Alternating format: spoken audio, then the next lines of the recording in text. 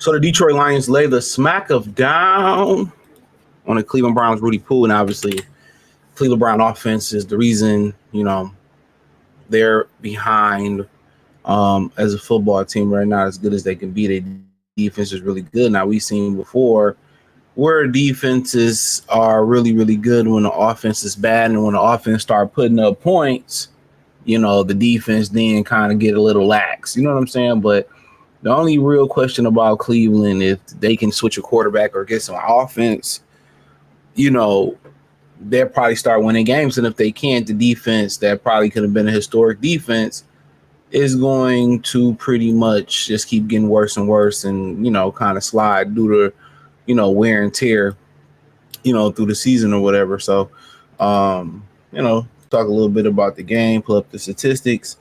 For the most part, early on, Cleveland came out, Lions got the ball, gave it up. Cleveland came back out, got the ball, they scored. And, Quishon Junkins, I don't remember him from Ohio State, but he was phenomenal today. I mean, his numbers wasn't sexy, but when he got the ball in his hand, he's a tough running back.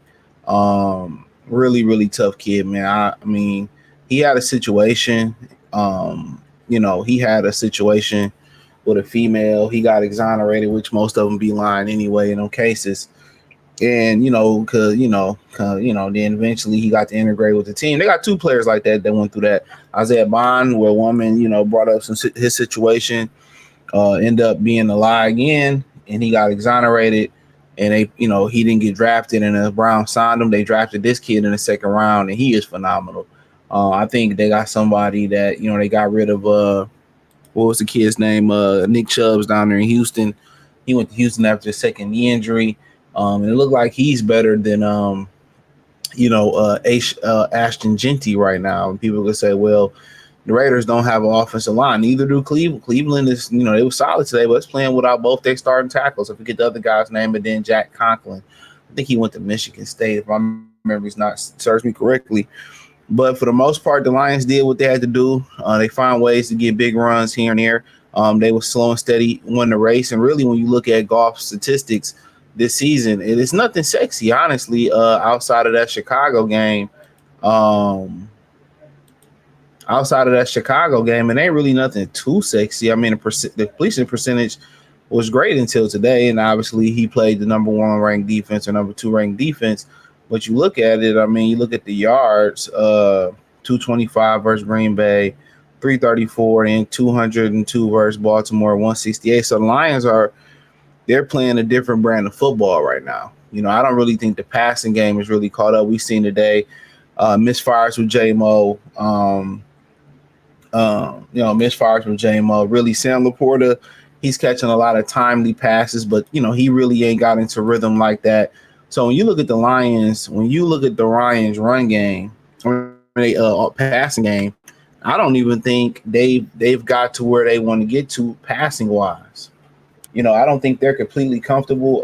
Just as I spoke about the Packers offense not being caught up yet, and a lot of offenses are not catching up to speed, and when they will be. And right now, the Lions passing game, it ain't nothing too. It's nothing too flamboyant or super duper sexy, but it's effective right now. It's no big gaudy numbers, but they just doing enough to move the ball. The run game is doing a thing, and eventually you hope to see them hit more of those throws down the field to Tesla, to J-Mo, to Laporta, to Amara. So eventually, yeah. But right now, the Lions offense, even though they had a big win over Baltimore, their passing game, big win over Chicago, big win over Cleveland. Right now, I don't think that passing game is where it will be once it starts percolating. And then for Cleveland, I mean, Flacco they have a talented bunch of rookies. I mean, Harold Fanning Jr., I think he plays tight end out of Bowling Green. Phenomenal young rookie. He had a drop or whatever, but, he was getting hit out there. Quinshon Junkins, we talked about him. We talked about Isaiah Bond, who really got to the, party late. So, Cedric Tillman, I think he got injured early on, but he been putting up some solid numbers. So really, in reality for Cleveland, it's probably best to put that young quarterback in, with these guys, and whether it's Dylan Gabriel or the Shador Sanders, that's the question. Right now Flacco is just keeping the seat warm for somebody else to come in. Maybe Deshaun Watson, come back, which I don't think he got nothing left. But other than that, then you've seen some Lions go down. Aiden Hutchinson went down from a hip check. He got back up. Kirby Joseph went down with a leg injury. He came back. Terry Allen went down. I don't think nobody shed tears about that except for his mother. But but DJ Reed was a serious one. Played really really well. Got a pick. They said it might be a hamstring. I seen him grabbing behind the knee. He was grabbing behind the knee, so he might be gone for a long time. And it is what it is. You know, uh, you hope at least maybe Terrion is able to come back, and Amik Roberts just got butterfingers for hands. I'll say that. I mean, he's probably his name is probably almost got a pick. That's got to be his name. Almost got a pick. That's what I'm calling him. Almost got a pick. Cause boy, oh boy, he got some butterfingers. But those the ones that dropped this season ain't easy, especially that one today. That was a dot by Joe Flacco. But Aiden Hudson 2 sacks. I think he had a forced fumble today, as well 2 tackles for loss. He was in rare form today. Branch kind of getting tired of the holding calls, but come with the territory. I think Flacco was sacked 3 times today. Goff was not sacked once. So, I mean, shout out to them. I mean, Myles Garrett was still making his imprint. Who got the 3rd sack?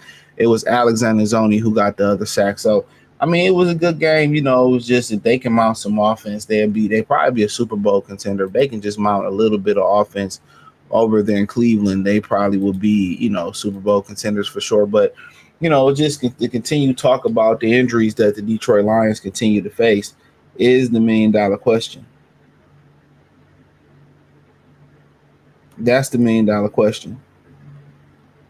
So yeah, it's just like, okay, we just think at this point, you bringing new faces from different places, you bringing rookies in there, and all of that. So our question is, what are y'all doing in practice? Or what are y'all doing behind the scenes that's causing so many people to come to Detroit and get injured? You got to ask yourself that. So they need to reevaluate. I know they changed the strength and conditioning coach, I think, a couple of years ago, but really evaluate your practice routine. We remember when, the brother, Avante Maddox, he's from Detroit, but he came from Philly, and he was saying that, when, Gibbs got hit in a long in practice, he said in a drill, he like, man, we don't do that. It never happened in Philly. So the Lions have to figure this out, man. The Lions have to figure out, okay, we gotta find the perfect meshing point between our legs. I mean, between hitting and kind of pulling back a little bit. And I think they practice a little bit too hard.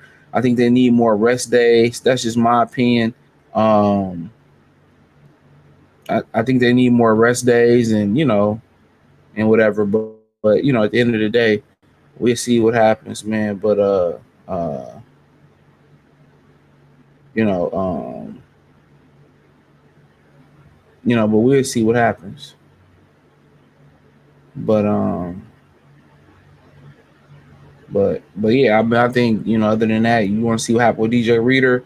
You want to see what happened with some of the other guys also that went down. And sometimes you can come down, you can go down and come back and finish the game, but you might be out a while. So I think that's something that a lot of y'all got to remember too. Sometimes it's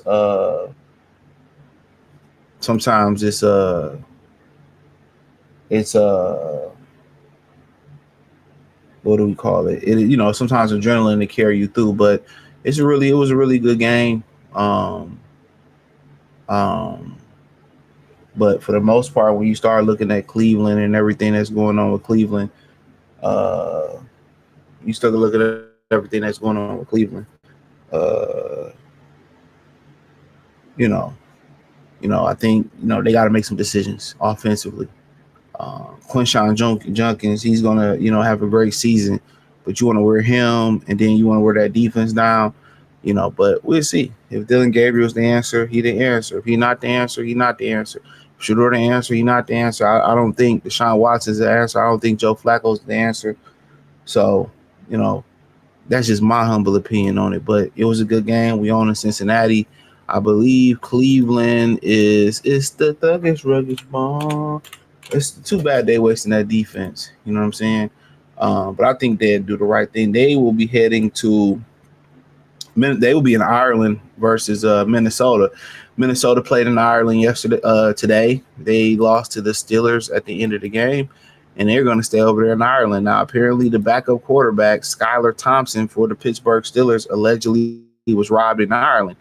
So, I mean, something to think about when they're doing those international games. So, thumbs up the video, share the video, subscribe to the channel, hit the link tree. You can find me on X, Instagram, Spotify, Anchor, Cash App, Venmo, PayPal.